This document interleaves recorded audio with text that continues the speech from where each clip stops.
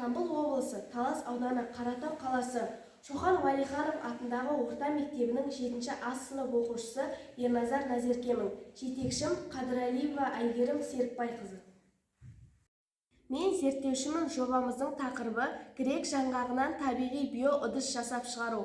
Ал мақсаттарына келетін болсақ, грек жаңғағынан табиғи, яғни адамға зиян тигізбейтін биоыдыс жасап шығару. Міндеттері: бірінші міндеті табиғи желім жасап шығару, екіншісі грек жаңғағын жақсылап зерттеу, үшіншісі биоыдыс жасап шығару, ал төртіншісі оның пайдалылығын айту.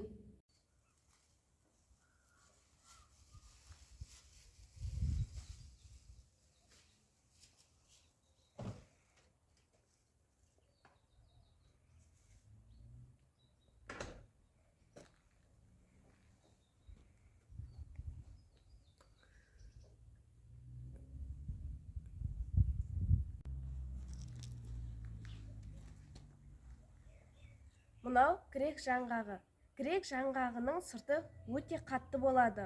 Сұр қоңыр түстес болып келеді. Грек жаңғағының іші өте жұмсақ болады және де миға пайдалы. Ішінде йод элементі бар. Йод элементі біздің денемізге ең қажетті элементтердің бірі болып саналады. Грек жаңғағы көптеген елдерде таралған. Соның ішінде грек елі, Қазақстан, Россия және де тағыда басқа елдерде бар. Оның ішінде әртүрлі атауларға бөлінеді. Оның ішінде Юпитердің емен жаңғағы, патша жаңғағы деп аталып кеткен. Бізге өлшегіш құрал, су, таразы, ұнтатылған жаңғақ, крахмал және де ыдыс қажет.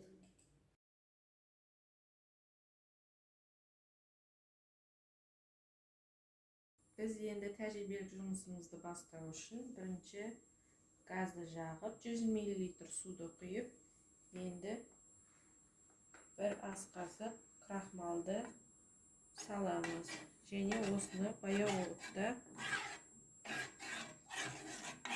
қайнатамыз.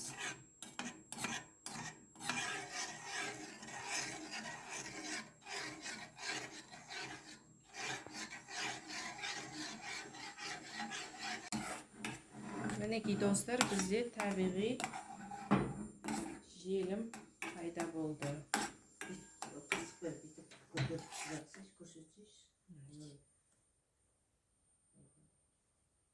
Мінекей бізді крахмалдан жасалған табиғи желіміміз дайын болды. Енді осы желімнің суығанын күтеміз. Біздің табиғи желіміміз суды. Енді осының үстінен біздің жаңғақтарымызды қосамыз.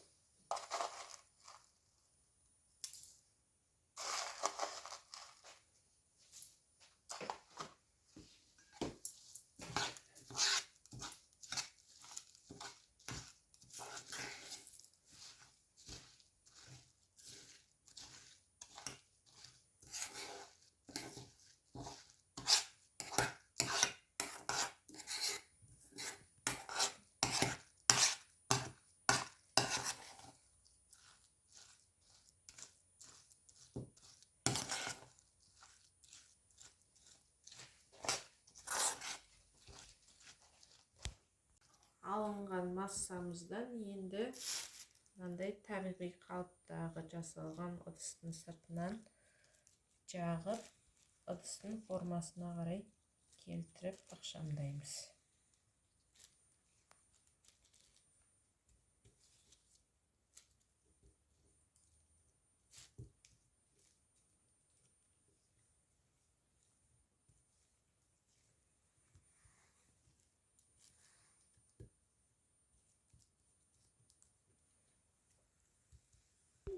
Жүргізілген тәжірибе жаңғақ қабығынан биоыдыс жасау мүмкін екенін дәлелдеді. Бұйымның сапасы табиғи желім мөлшеріне және кептіру ұзақтығына байланысты. Зерттеу көрсеткендей, жаңғақ қабығының ұнтағы мен крахмалдың арақатынасы 1/3 болған жағдайда ыдыс ең берік әрі жеңіл болып шығады. Қоршаған ортаға әсері жағынан бұл материал толық экологиялық таза, ол табиғатта 3-6 айда толық ыдырайды және топыраққа зиян келтірмейді. Зерттеу нәтижесінде жаңғақ қабығы экологиялық таза, қайта өңдеуге болатын материал екені анықталды. Одан жасалған биоыдыстар пластикалық ыдыстардың орнын баса алады. Бұл әдіс тұрмыстық қалдықтарды азайтуға және табиғатты қорғауға үлкен үлес қосады. Қорытындылай келе, жаңғақ қабығынан биоыдыс жасау жобасы экологиялық тиімді және мектеп жағдайында жасауға болатын тәжірибелік жұмыс болып табылады. Пластикалық ыдыстар адам өмірін жеңілдеткенімен табиғатқа зиян келтіреді. Сол себепті экологиялық таза баламаларды пайдалану болашақтың кепілі. Табиғатты қорғау әр адамның борышы.